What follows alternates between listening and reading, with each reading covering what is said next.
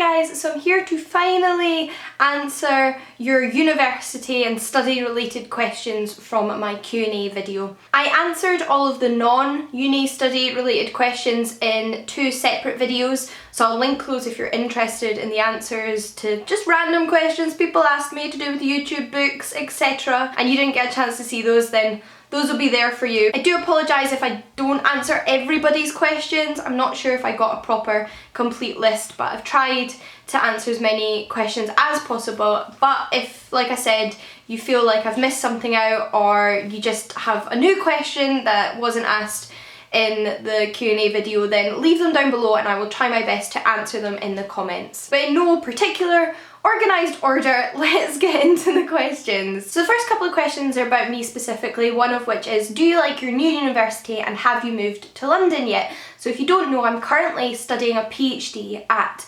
Roehampton University in London. I'm a part-time PhD student as I'm not fully funded. I've got my fees covered but I don't have any other funding, so I need to keep working. Can't really afford to live in London at the moment until I get a better job or more funding. So no, I am still living in Edinburgh at the moment and will hopefully be moving down in the next year. Then someone asked if I hope to become a lecturer after my PhD. I do indeed hope to become a lecturer. I hope to teach and lecture during my PhD as well. Most PhD students do some teaching and deliver some lectures during their PhD at different stages, so hopefully I will start that before I finish. But in the long run, yes, I would really like to lecture. I love my subject and I really want to share that with other people and help other people learn about it. Quite a few people naturally also ask me what my PhD is about. I will keep my answer a little bit broad here because this is my research. I'm very much in the early stages and I don't want to talk about the nitty-gritty too much on YouTube, but my period of study is classical, specifically 4th century Athens during the Athenian democracy, and I'm studying sexual assault against women in the Greek texts from that time period. Yeah, that's what I study. Somebody also asked me what themes I'm considering in my PhD. Well, the areas of study I very much am focused on in my PhD are gender studies,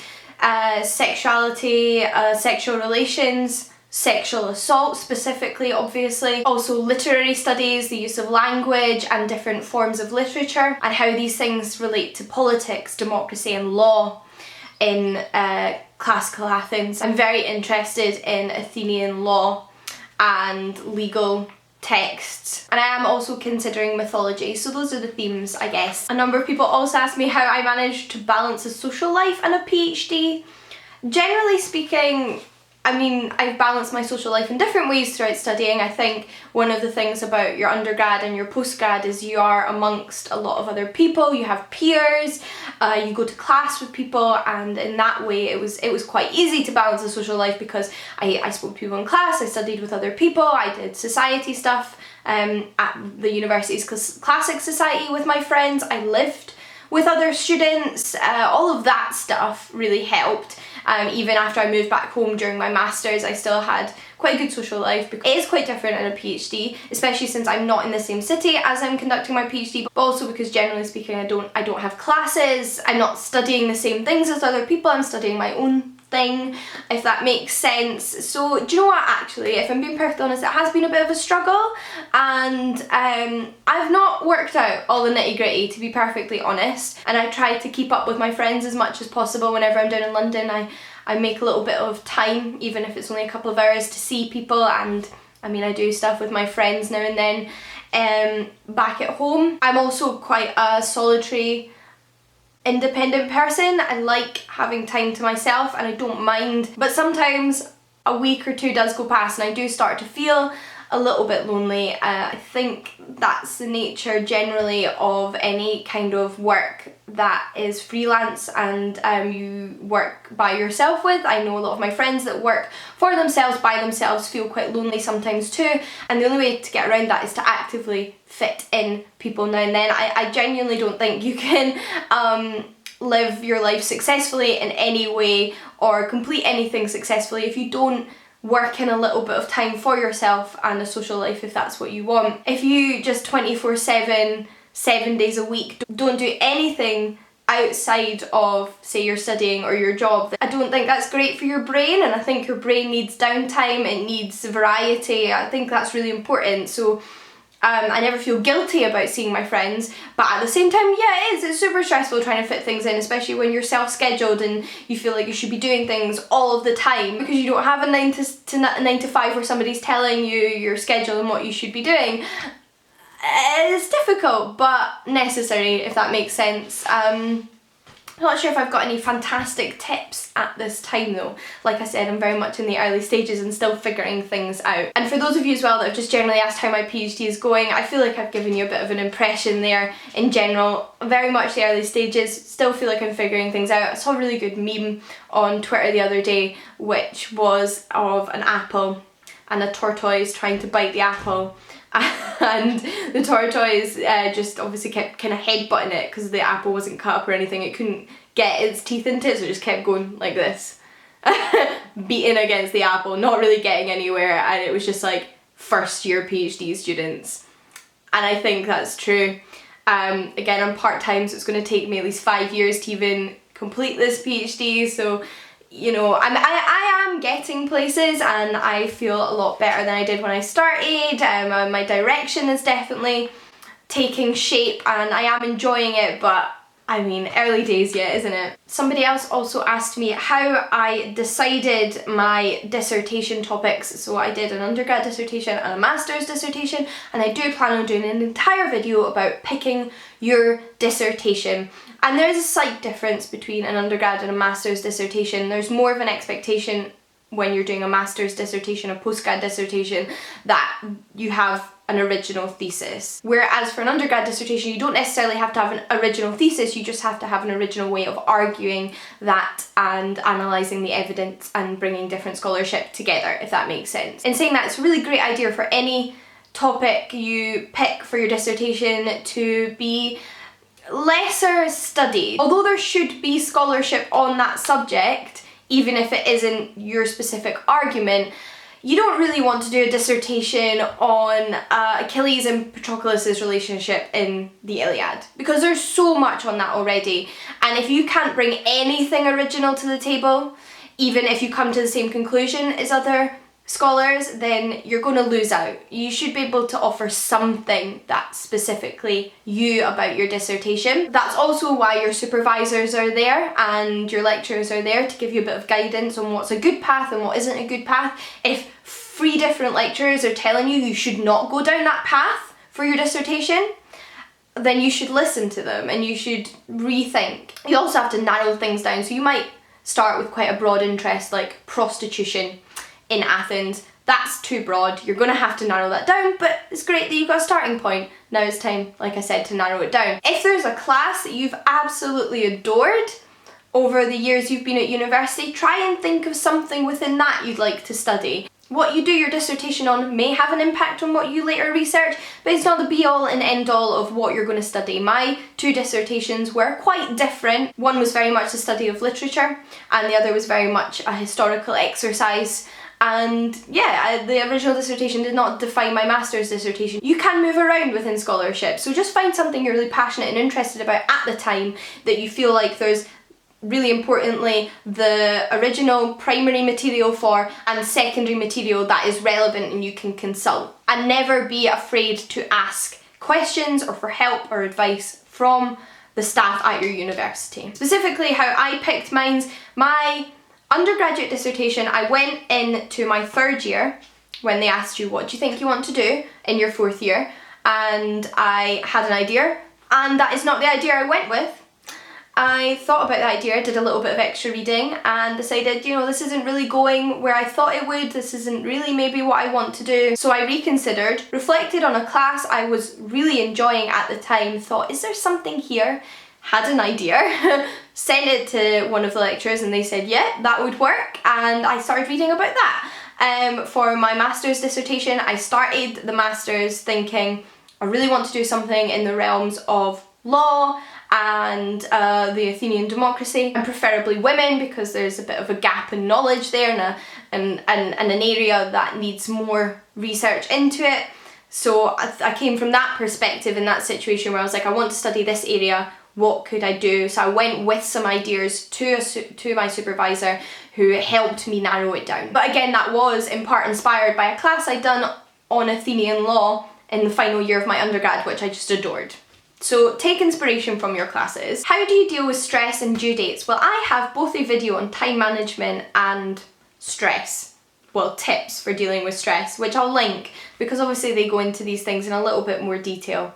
If you're interested in them, they both kind of deal with those topics, so I will link those down below for you. Somebody else what made me decide to get a master's? Well, I kind of knew when I first went to university, like when I was applying for my undergrad, that I wanted an academic career. I changed ideas of what I wanted to pursue at university, and I know people that go in to university thinking they want academic careers and change their mind, and there's nothing wrong with that. If you realise this isn't for you, then it's okay to change your mind. But I thought that's what I wanted to do. I had that confirmed to me by how much I enjoyed studying at university. So the next step was to do a master's. If you want to do a PhD, the best thing you can do is to do a master's. You learn a lot more about the ins and outs of research, how to present your research. It's very much a stepping stone between an undergrad and a PhD. And I might have thought I was ready after my undergrad to do a PhD, but doing the masters made me realise how much I was not. I learned so much in my masters,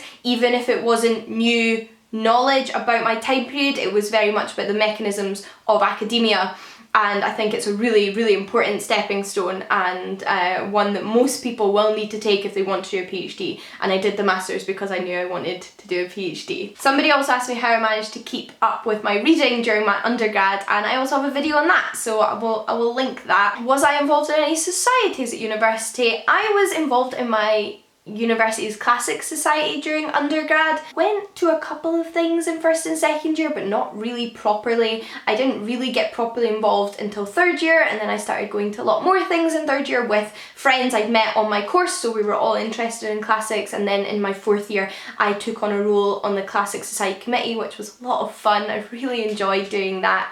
And it was really great. I really enjoyed my university's Classics Society, but honestly it wasn't really that active in many other societies. In my third year I did a bit of fundraising and charity stuff with a society that one of my friends was on the committee for, because she kind of pulled me in there. Again though, it was a lot of fun. I really enjoyed it. I think societies are a lot of fun, and I think it took me a while to get involved in societies because of being nervous about being amongst other people, but if you can join them early, then do. They are a lot of fun and a great way to make friends. Somebody more broadly asked me how did I choose what to study, presumably in my undergrad. So I started my undergrad, and I've said this before, as a ancient history and classical archaeology student because I wanted to be an archaeologist of ancient times.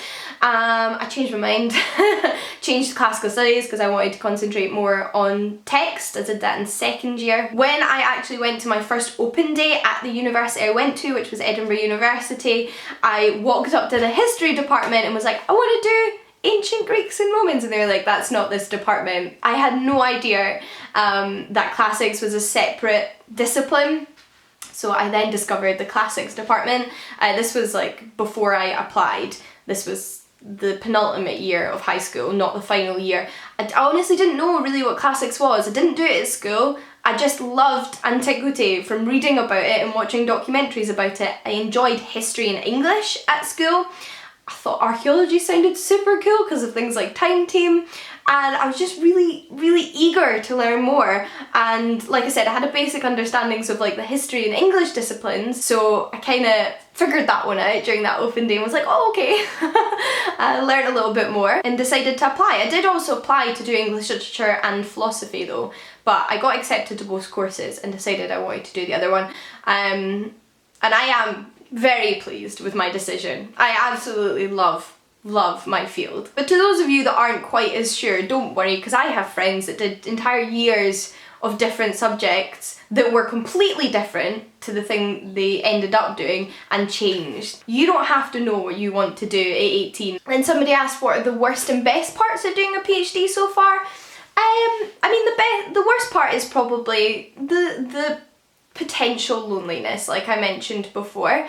The best part is getting to just really focus in on one very specific subject and feel like you're really developing an expertise in it, and it's also nice to be treated like an intelligent academic, even if a young and inexperienced one, by others, and get more involved in that academic world and in the academic discussion in your area. The same person also asked what is the most important reason you chose to study classics, and I think the most important reason you should choose to study anything is because you enjoy it.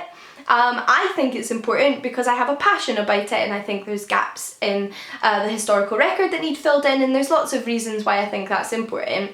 But at the end of the day, I wouldn't do it if I didn't enjoy it. Somebody else asked me about the transition from undergrad to PhD, who's doing sciences and hasn't done a master's in between. Like I said, in humanities, most people do a master's, from what I'm aware. Like I said, I think my master's really prepared me for my PhD, and science and humanities are so different, I imagine, at PhD level. Like, I cannot even imagine what it's like studying sciences. So I think it's very difficult for me to say that, because I think I cannot imagine if I had done undergrad to PhD, I don't think I could have handled it, because I don't think my undergrad entirely prepared me to do a PhD, whereas my master's did. But I think it's probably very different from science, and I know a lot of people do 5 years science undergrads, and it's just so different that obviously what you're doing is right for you, and you got your PhDs, that's amazing, and I'm sure the people that are going to be your supervisors think you're prepared for this, or they wouldn't have given it to you, and I'm sure you can do it. And also, it's still going to be weird. Like, even though I feel like my master's prepared me, it's still super weird and confusing, and, you know, just don't expect to be like perfect and know exactly what's going on from day one, because nobody does. Somebody else said, would I recommend getting a PhD to somebody who gets very stressed by studying? And I know you said you're only in your first year or second year of doing a bachelor's. Honestly, I think you're getting a little bit ahead of yourself. You learn to manage stress through practice, I think. I still get very stressed, and I don't think getting stressed is a reason not to do things unless it makes you incapable of living. There's different variations of stress, and I think everybody in academia will get stressed at some point. I think the enjoyment and the passion and your ability to push through that stress just has to be more than the stress. That's not to say you won't get stressed, and I think if you're getting stressed in your first year of university, that is so natural, and you should not be worrying about that affecting whether you should do a PhD or not. You'll know whether you want to do a PhD after you finish your undergrad or during a master's. That's when you'll figure it out. And also, to the question of whether the stress is more or less, it's such a different stress. Like, I don't want to sound patronising, but when I was doing my undergrad at like 18, 19, 20 even, my expectations for what things were like now when I'm 24 doing my PhD were probably completely different, and I did not have a full understanding of what it would be like, and I don't think you do until you're doing it. And I don't think you need to worry about it, because you're probably stressing yourself out more. I think you just need to get the most from what you're doing now, and then decide whether it's right for you at the time. Also, to all the people that ask me for tips about worrying and imposter syndrome and getting stressed out at your PhD, no, I don't have any. I have such bad imposter syndrome. I worry all the time. I get so stressed out, but I still do it because I love it. Not to mention the fact that, like I said, I've only been doing this for 6 or 7 months. Maybe in a year or two, I can come back to you with some excellent advice, and I promise that I will when I have it. But until then, just know that I'm with you, and I feel the way you feel, and you're not alone. Somebody also asked me if I'd like to write a book. Of course, I would love to write a book. I would love to write some journal articles. That's something I kind of need to do just now, and I'm working on. And then when I complete my PhD, I would love, love, love, love, love to write an academic non-fiction book. I would also love in the future to write really accessible non-fiction books, even for children. I would love to write history books for children, or even like adult history books in the style of children books, if that makes sense. Like, no, in no way dumbed down, but just like fun history books for adults, if that makes sense. I would love to do that. Obviously, it is so hot right now. Somebody also quite liked this question about how studying ancient history and classics has changed my perspective about things in the modern world, or the things I look at today that seem weird to me, being familiar with antiquity. One of the things that I've always found really weird since studying antiquity is the concept of democracy and how different our concept of democracy is today from what it is in antiquity. Another thing that I find weird is in how many ways we haven't changed. In good ways, like there's things like sense of humour and interests and things like that, which are essentially the same thousands of years on, but also in bad ways, like in things that we have not progressed beyond. Things like ingrained cultural sexism and misogyny, which, you know, great, we've made super duper progress in the past like 100 years, but how long it took us to get there and how even now we're still really kind of what we would consider quite backwards on certain issues. Another thing I like about having studied classics and ancient history is how embedded that in itself is in our culture today, in television, film, literature, from the modern era to the past hundreds and hundreds of years, to art, to history in the 20th century and the way it was impacted by antiquity and informed by antiquity, you know, everywhere. Classics is like literally everywhere, and you maybe notice it a little bit when you're just going about your life.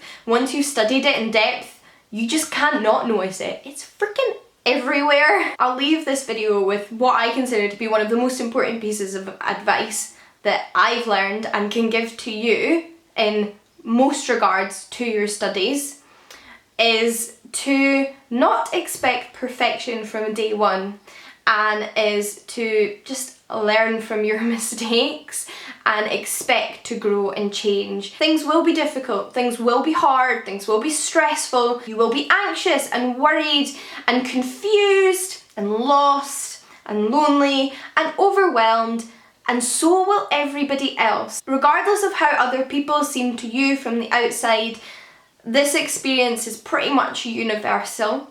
You will not go to university day one and just feel like everything clicks, and if it does, there's a chance at some point things will not click and you'll be confused and you'll have to figure things back out again. You might be super intelligent, but you might get crappy grades because you don't really know how to write an essay in the way you should do at university. That's why you're there. You are there to learn and develop and grow, regardless of what you're studying and where you plan to go. And yes, there'll be jumps between years, between masters, between PhDs. Those jumps are not in your head, they are there, and everybody is jumping them with you. But at the same time, remember to focus on yourself. Do not compare yourself to others or get bogged down on what you think other people are doing. Focus on yourself, give yourself a break, work hard, try your best, seek out the help you need. But I hope this was somewhat helpful / interesting. I have 40 minutes of footage. Goodness only knows how I'm going to edit that down. But like I said, if you've got any more questions, then I'll try and answer them in the comments down below. And there are some study videos already which you can check out, which might be interesting to you. And there are more study videos to come. So if you'd like to put in requests for those, then also please do so. Until next time though, guys, happy reading, happy studying, and I'll see you all again soon. Bye!